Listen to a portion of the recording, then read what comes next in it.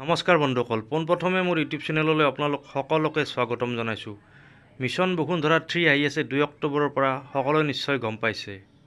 আৰু মিছন বসুন্ধৰা 3ত কি সেৱা আহিব বা কি সেৱা তাত থাকিব, কি আমি মাটি বাৰী সম্পৰ্কীয় সমস্যা সেই মিছন বসুন্ধৰা 3ৰ জৰিয়তে আমি সমাধান কৰিব পাৰিম। সেই সেৱা বা ছাৰ্ভিচসমূহ সংক্ৰান্তত অফিচিয়েলি কোনো নটিফিকেশ্যন ওলোৱা নাই যদিও আনঅফিচিয়েলি সেই সেৱাসমূহ সংক্ৰান্তত কিছু আভাস পোৱা গৈছে। তাৰে ভিতৰত 1 নম্বৰ সেৱাটো থাকিব মঠ মন্দিৰ বা স্কুল কলেজ যিবোৰ চৰকাৰী মাটিত স্থাপন কৰা হৈছে, যিবোৰ স্কুল কলেজ বা মঠ মন্দিৰৰ মাটি চৰকাৰী ৰেকৰ্ডত কোনো নাম নাই, তেনেকুৱা ধৰণৰ স্কুল কলেজ বা মঠ মন্দিৰ আদিক চৰকাৰে এবাৰ মিছন বসুন্ধৰা 3ৰ জৰিয়তে ম্যাদী পট্টা প্ৰদান কৰিব বুলি জানিব পৰা গৈছে। আমি মিছন বসুন্ধৰা 3 2 অক্টোবৰত আৰম্ভ কৰিম।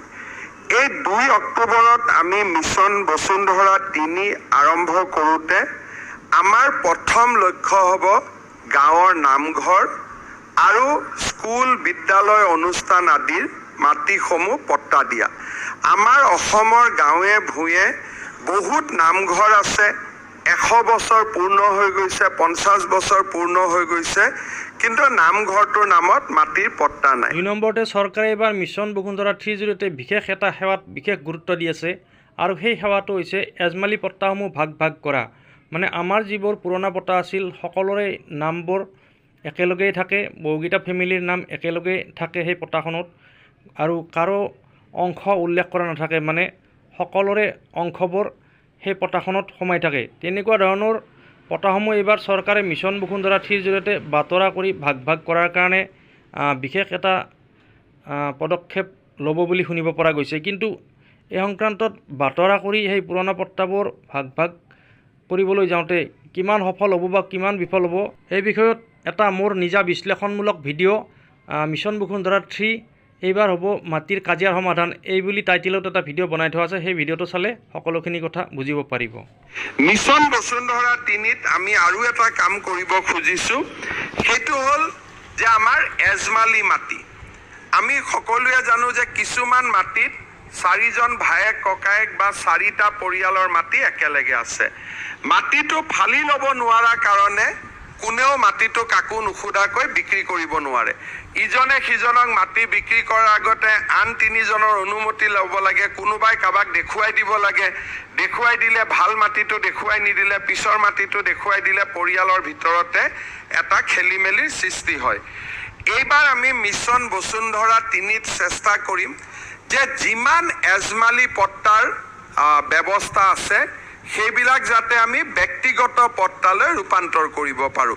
3 নম্বৰতে ভূদান বা গ্ৰামদান মাটিত যিবোৰ মানুহ বহি আছে তেখেতসকলকো এইবাৰ চৰকাৰে মিছন বসুন্ধৰা 3ত ম্যাদী পট্টা দিয়াৰ কাৰণে ব্যৱস্থা কৰিব বুলি জানিব পৰা গৈছে।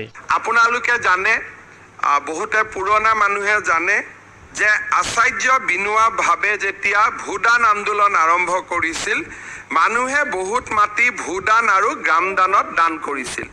পিছত সেই মাটিত মানুহ বহিলে, লেণ্ডলেছ মানুহ বহিলে, কিন্তু নিজৰ নামত আজিলৈকে পট্টা পোৱা নাই। আমাৰ জালুকবাৰী সমষ্টিত বা কমলপুৰত তেনেকুৱা ভূদান গ্ৰামদান মাটি নাই, কিন্তু অসমত বহুত জাগাত ভূদান গ্ৰামদান মাটি আছে, তাত বহি থকা মানুহবিলাকে পট্টা নোপোৱাকৈ আছে।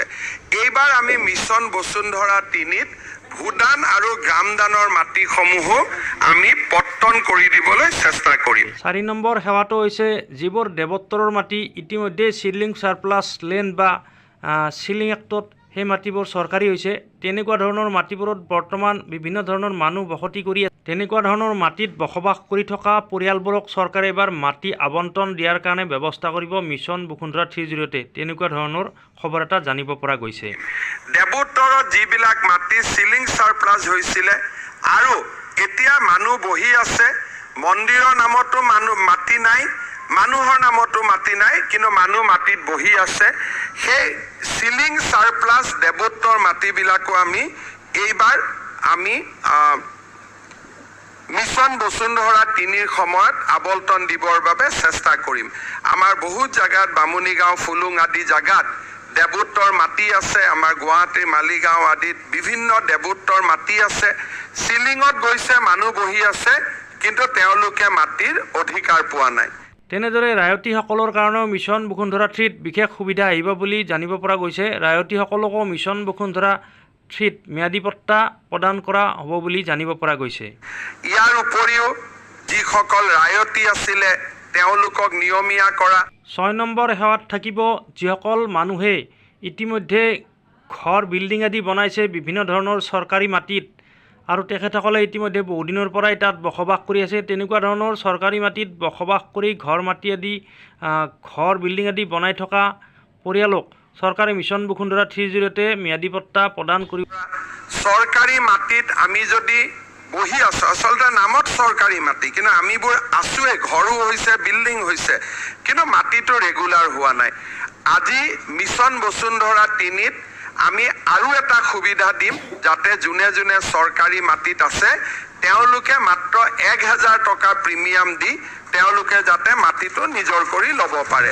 7 নম্বৰ সেৱাৰ ভিতৰত থাকিব চৰকাৰে বিভিন্ন ধৰণৰ মানুহক বা অনুষ্ঠান প্ৰতিষ্ঠান আদিক মাটি আবণ্টন দি থৈছে ইতিমধ্যে, কিন্তু সেই আবণ্টন দিয়া মাটিসমূহ যেতিয়ালৈকে পট্টন নাপায় তেতিয়ালৈকে তেখেতসকলে কোনো কাম কৰিব নোৱাৰে। সেই আবণ্টন পোৱা মাটিটো বিকা কিনা কৰিব নোৱাৰে বা লোন চোন আদিৰ ক্ষেত্ৰতো কোনো সুবিধা নাপায়। তেনেকুৱা ধৰণৰ আবণ্টন পাই থকা মাটিসমূহ এইবাৰ মিছন বসুন্ধৰা 3ৰ জৰিয়তে চৰকাৰে ম্যাদী পট্টা প্ৰদান কৰিব বুলি জানিব পৰা গৈছে।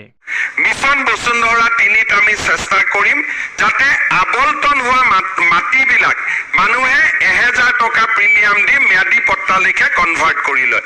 এই কথাবিলাক মই এইকাৰণে কৈছো যে এই কথাবিলাক মণ্ডলৰ মুখেদি শুনিলে টান টান লাগে, আমাৰ মুখেদি শুনিলে সহজ সহজ লাগে।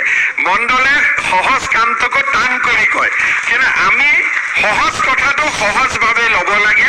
আৰু মই আপোনালোকক অনুৰোধ কৰিছো যে এইবাৰ যাতে চৰকাৰে আগবঢ়োৱা মিছন বসুন্ধৰা 3ৰ সকলো সুবিধা যাতে আমি গ্ৰহণ কৰিব পাৰোঁ।